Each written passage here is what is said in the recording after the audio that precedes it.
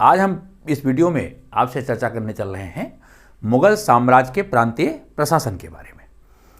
किसी भी प्रतियोगी परीक्षा में अगर मुगल प्रशासन से संबंधित प्रश्न पूछे जाते हैं तो या तो वो केंद्रीय प्रशासन से संबंधित होते हैं या प्रांतीय प्रशासन से, तो दोनों का बहुत ही महत्व है।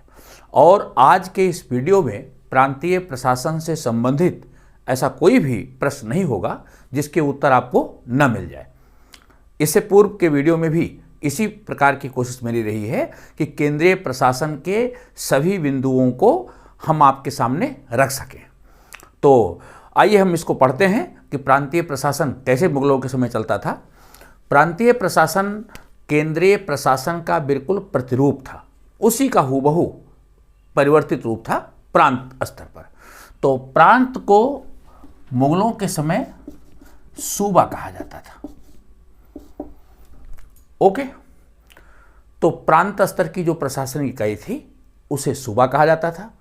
प्रांत से नीचे स्तर पर, जैसे आज प्रांत से दूसरे स्तर की इकाई जो होती है जिला, तो उस समय सूबा स्तर से नीचे जो इकाई होती थी उसको कहते थे सरकार, जिसको आप जिला समझ सकते हैं। आज जिले से नीचे जो प्रशासनिक और आर्थिक इकाई होती है तहसील होती है। सरकार के नीचे जो प्रशासनिक और वित्तीय इकाई होती थी उसको परगना कहा जाता था।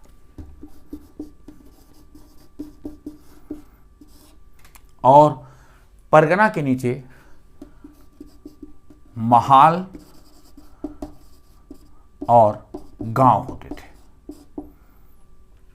ओके, तो सूबा स्तर पर कौन से प्रशासनिक अधिकारी होते थे? सबसे पहले हम देखेंगे कि सूबे के स्तर पर कौन से प्रशासनिक अधिकारी होते थे। सूबा स्तर पर जो सबसे बड़ा अधिकारी होता था उसे सूबेदार, उसके अतिरिक्त दीवान,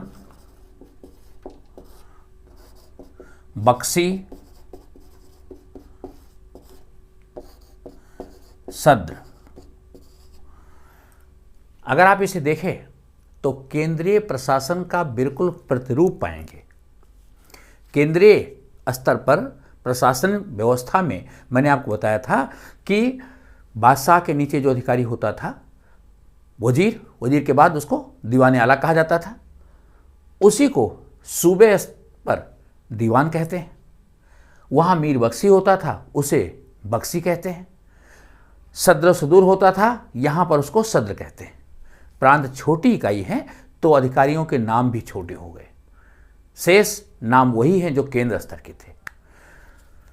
वहाँ केंद्र स्तर पर बादशाह के हाथ में प्रशासन की डोर होती थी, यहाँ सूबेदार के हाथ में डोर है। तो ये चार मुख्य अधिकारी हैं। इसके अतिरिक्त कोतवाल, राजधानी नगर और बड़े शहरों में कोतवाल होते थे। इसी तरह जो सरकार स्तर की इकाई होती थी, यहाँ पर सबसे बड़ा अधिकारी होता था फौजदार। दूसरे स्तर पर आमिल या अमल गुजार।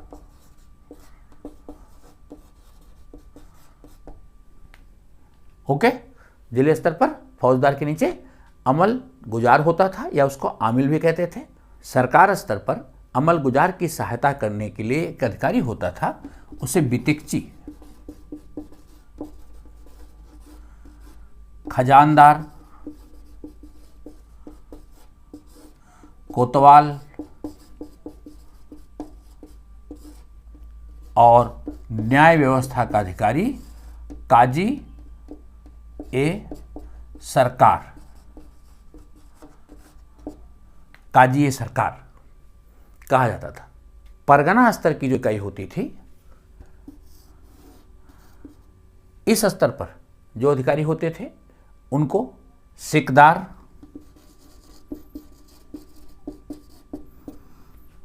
अमलगुजार, खजांची, फौतदार,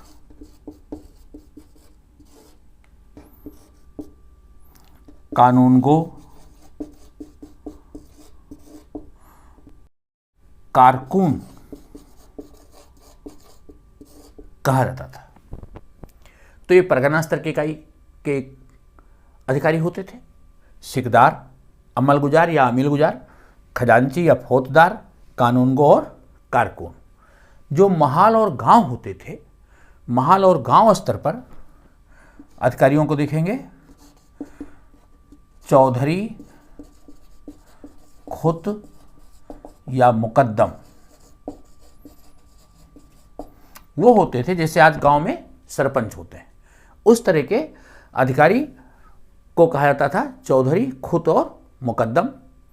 इसके नीचे पटवारी होता था।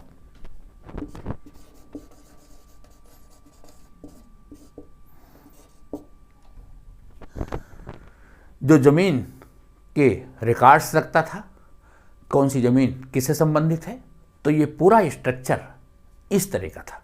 अब आपने देख लिया कि सूबा स्तर पर कौन से अधिकारी होते थे, उसके बाद सरकार स्तर पर अधिकारियों की जो फहरिस्त है ये है, परगना स्तर पर ये थे, गांव स्तर पर चौधरी, खुत और मुकद्दम तथा पटवारी।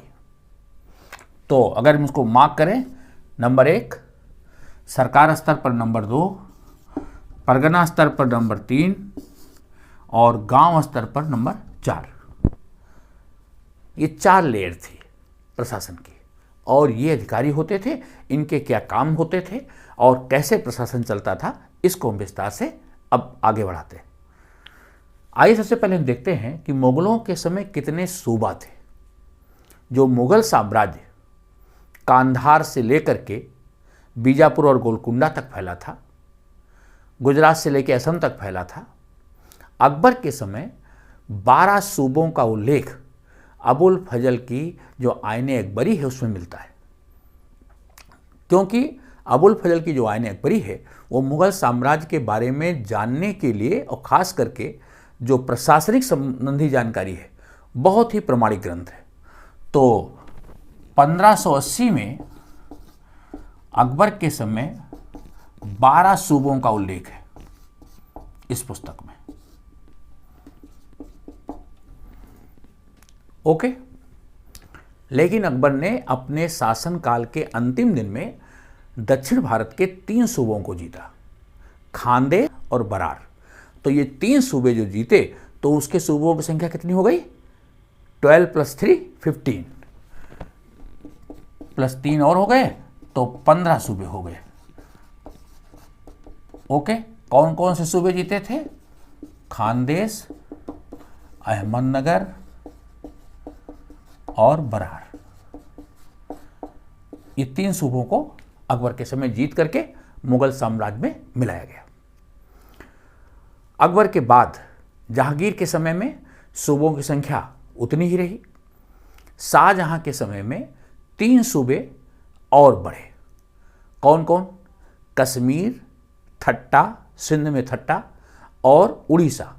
तो कश्मीर, ठट्टा और उड़ीसा ये 3 नए प्रांत या 3 नए सूबे शाहजहां के समय में मुगल प्रशासन में और जोड़े गए। तो कश्मीर,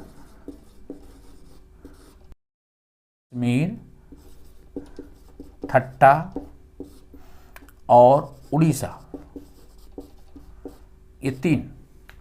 तो अब संख्या कितनी हो गई? 3 और बढ़ गई। 15 + 3 18 हो गई सूबों की संख्या। औरंगजेब के समय 2 सूबों को और जीता गया, गोलकुंडा और बीजापुर। तो गोलकुंडा और बीजापुर ये 2 सूबे और जीत करके मुगल साम्राज्य में मिला लिए गए। तो अब सूबों की संख्या औरंगजेब के समय तक आते तो 18 + 2 = 20। तो 20 सूबे औरंगजेब के समय तक हो चुके थे। प्रत्येक सूबे में जो सबसे बड़ा अधिकारी होता था सूबेदार होता था। सूबेदार एक प्रकार से प्रांत स्तर का कार्यकारिणी का प्रधान होता था। सूबे का शासन कैसे चलेगा, प्रशासन को संचालित करने की संपूर्ण जिम्मेदारी सूबेदार को होती थी।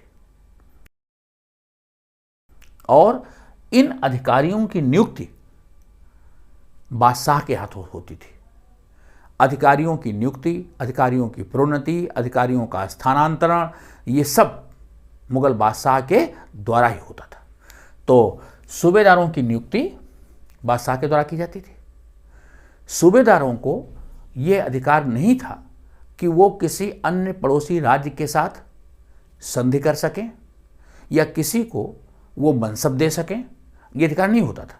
सूबेदार को राज्य का प्रशासन संचालित करना होता था, उसके पास एक सेना होती थी, मनसबदारों को सूबेदार की सहायता करनी होती थी, सूबेदार को अपने सूबे में शांति व्यवस्था स्थापित करना होता था, लगान की वसूली हो इसके लिए जो अधिकारी हैं उनकी सहायता करनी होती थी, सम्राट के साथ, बादशाह के साथ वो हमेशा संपर्क में होता था, केंद्र को राज्य की सारी सूचना देना, ये सारा काम सूबेदार का होता था। ओके, सूबेदार को एक तरह से गवर्नर या नाजिम सूबा भी कह सकते हैं, इन नामों से भी उसको जानते थे। सूबेदार का पद अकबर के समय 1586 सीई में बनाया गया था। उन्हें जागीर, मनसब इस प्रकार देने का अधिकार किसी को नहीं होता था। यहाँ एक अपवाद है। टोडरमल एक ऐसे सूबेदार थे जो गुजरात के सूबेदार थे, लेकिन उनको राजपूत राजाओं के साथ संधि करने और राजपूत राजाओं को मनसब देने का भी अधिकार दिया गया था। इस बात को नोट करिएगा कि टोडरमल एक एक्सेप्शन थे जिन्हें इस प्रकार मनसब देने का और साथ साथ दूसरे अन्य राजपूत राजाओं के साथ संधि करने का भी अधिकार दिया गया था। दूसरा बड़ा अधिकारी सूबे का था दीवान। दीवान एक प्रकार से वित्त मंत्री होता था। समस्त सूबे की आय और व्यय का मालिक दीवान होता था। दीवान वैसे सूबेदार के नीचे का अधिकारी होता था, सूबेदार से निचले स्तर का अधिकारी होता था, लेकिन यह सूबेदार का मातहत नहीं होता था, ध्यान रखना। इसकी नियुक्ति भी शाही दरबार के द्वारा होती थी, तो ये सीधे बादशाह को रिपोर्ट करता था। ओके, सूबेदार के साथ ये काम तो करता था, लेकिन सूबेदार द्वारा ये नियुक्त नहीं होता था, इसलिए उसके अधीन नहीं था।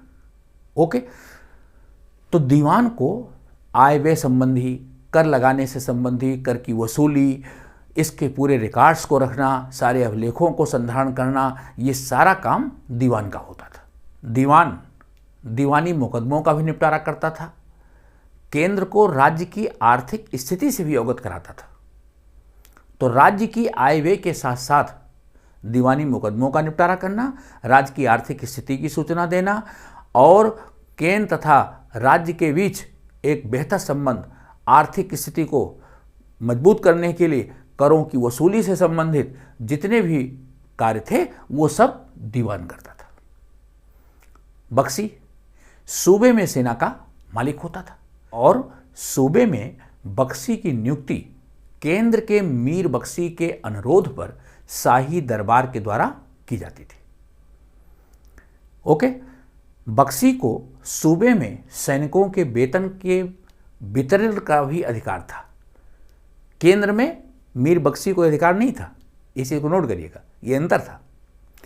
केंद्र में सैनिकों को वेतन देने का अधिकार दीवाने तन को होता था। सूबा स्तर पर जो सद्र होता था उसको प्रायः कभी कभी सद्र के काम के साथ साथ न्यायाधीश का भी काम करना होता था। तो प्रांतीय सद्र जो होता था वो काजी के रूप में भी कार्य करता था। साथ साथ इसका ये भी कार्य था कि लोग इस्लाम धर्म के अनुसार आचरण करें, जो शरीयत के सिद्धांत हैं उनका पालन करें, शरीयत के नियमों के अनुसार अपने नैतिक जीवन को जिएं, ये इंश्योर करना सद्र का काम होता था। सद्र को काजियों की नियुक्ति करने का, ऐसे धार्मिक व्यक्तियों को, धार्मिक संस्थाओं को इनाम देने का भी अधिकार होता था और ऐसी ज़मीन को जो या जागीर को जो दान दी जाती थी उसे मदद मास या सयुरगाल कहते थे। तो प्रांतीय सद्र भी इस प्रकार की जमीन जागीर दान देता था। ओके, तो सद्र एक प्रकार से कहा जाए तो धार्मिक और न्याय विभाग तथा मदद मास, ये 3 विभागों का अधिकारी होता था। चूंकि सद्र के द्वारा अनुदान में जागीरें दी जाती थी, तो ऐसी अनुदान प्राप्त जागीरों में अगर उत्तराधिकार की कोई समस्या आती थी तो उसका निपटारा भी सद्र को करना पड़ता था। ओके, नेक्स्ट अधिकारी होता था कोतवाल, जो राजधानी नगर या बड़े नगरों में सुरक्षा व्यवस्था की जिम्मेदारी को देखता था। लोग शांतिपूर्ण तरीके से रहें, नगर में किसी प्रकार का कोई अपराध ना हो, चोर लुटेरे इनसे भयरहित हो जनता, ये काम कोतवाल को होता था। तो ये अधिकारी होते थे सूबा स्तर पर। अब देखते हैं कि जो दूसरी इकाई थी वो थी सरकार। सरकार स्तर पर जो सबसे बड़ा अधिकारी होता था वो उसे कहते थे फौजदार। फौजदार के पास सेना होती थी और वो सरकार स्तर पर उस सेना की मदद से कानून व्यवस्था स्थापित करता था। साथ ही साथ अमील गुजार को लगान की वसूली में जो जमाबंदी होती थी उसकी वसूली हो रही है कि नहीं हो रही है, मालगुजारी की वसूली हो सके, इसके लिए वो सैनिक मदद भी करता था।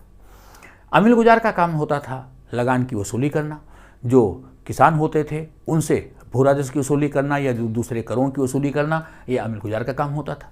बितिकची जो तुर्की भाषा का शब्द है जिसका अर्थ होता है लेखक, तो अमील गुजार के जो अभिलेख होते थे, जो रिकॉर्ड्स होते थे, उनका संधारण करना, उनको तैयार करना, ये काम बितिकची का होता था।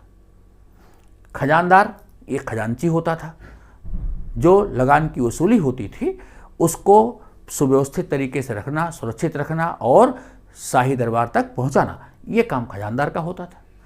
सरकार स्तर पर जो शहर होते थे वहाँ शांति व्यवस्था स्थापित करना और लोगों को भयमुक्त जीवन देना, ये कोतवाल का काम होता था। किसी प्रकार के कोई अपराध न हो, ये कोतवाल सुनिश्चित करता था।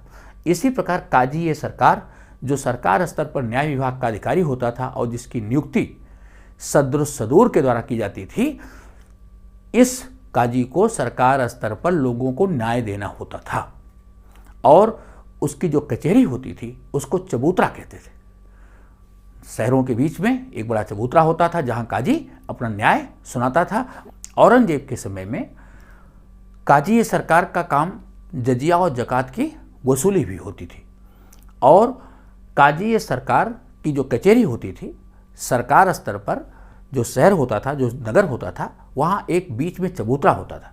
उस चबूतरे पर काजी न्याय देता था और न्याय शरीयत के सिद्धांतों के आधार पर दी जाती थी।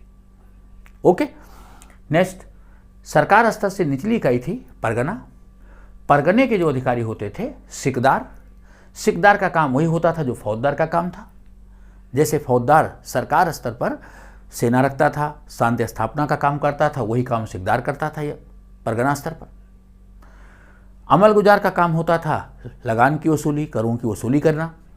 इसके साथ और कारकुन और बितिकची होते थे, लेखक होते थे।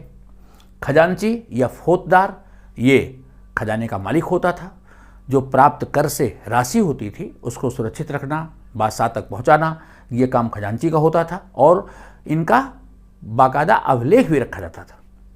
कानूनगो जमीन संबंधी परगने की समस्त जमीन का पूरा अभिलेख तैयार करवाना, कौन सी जमीन खालसा जागीर है, कौन सी जमीन किसानों के लिए काश्त की जमीन है, इस सारे रिकॉर्ड को तैयार करवाना कानूनगो का काम होता था। और कारकुन क्लर्काज होते थे, जो लेखक होते थे, जो रिकॉर्ड को तैयार करने में मदद करते थे। औरंगजेब के बाद कानूनगो का जो पद था इसको पैतृक बना दिया गया। ये जमीन जायदाद से संबंधित थे और ये स्थानीय स्तर की सारी जानकारी विधिवत रखते थे।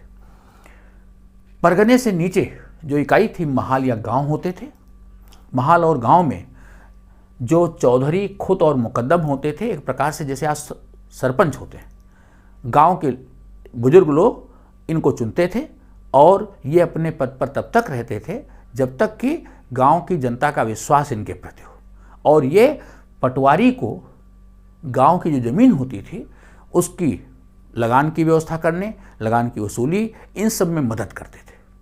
ओके, यहाँ एक चीज़ मैं बता दूं कि जो एक कानूनगो होते थे और पटवारी होते थे, इनको अपने क्षेत्र में जितना लगान वसूली करते थे उसका 1% कमीशन के रूप में मिलता था, जिसको नानकार कहते थे। अकबर ने इस व्यवस्था को बाद में समाप्त कर दिया और कानूनगो तथा पटवारी दोनों को वेतन दिया जाने लगा। इससे पहले उनको इस प्रकार के कमीशन की व्यवस्था भी थी। चौधरी, खुद और मुकद्दम गांव स्तर पर चयनित लोग होते थे और पटवारी की सहायता करके वो गांव से लगान की वसूली करवाते थे। तो ये था पूरा प्रशासन प्रांत स्तर का। परगने के अंतर्गत आने वाले जो गांव होते थे उनको मावदा या डीह कहा जाता था। और इसी प्रकार एक और इकाई होती थी चकला और नगला। नगला किसको कहते थे? मावदा और डीह के अंतर्गत आने वाले जो गांव होते थे उनको नागला कहते थे। तो एक प्रकार से अगर इनको ऐसा समझें कि परगने के नीचे महाल बड़ा गांव होता था, कई गांवों का समूह होता था, और उसके नीचे जो बड़े गांव होते थे परगने के अंदर उनको मावदा और डीह कहते थे। और मावदा और डीह एक प्रकार से रेवेन्यू विलेज जिसको आप कह सकते हो, और उन रेवेन्यू विलेज के अंदर में जो 2-3 गांव और होते थे उनको नगला कहते थे। जैसे आज कोई जो ग्राम पंचायत है उस ग्राम पंचायत के अंदर में 4-5 गांव होते हैं, तो जो ग्राम पंचायत जिसको हम कहते हैं वो एक प्रकार से मावदा और डीह कहा जाता था, और जो छोटे गांव होते थे उनको नगला कहा जाता था। ओके, एक और इकाई थी चकला। चकला किसको कहते थे? चकला परगने और सरकार के बीच की इकाई थी। कुछ गांव समूहों को मिला करके जो एक इकाई बनती थी उसको चकला कहते थे। तो ये कुछ ऐसे शब्द थे जिनको भी आपके लिए समझना जरूरी है, क्योंकि किसी प्रतियोगी परीक्षाओं में अगर इस प्रकार के छोटे प्रश्न पूछ लिए गए तो उनका भी उत्तर आप आसानी से दे सके।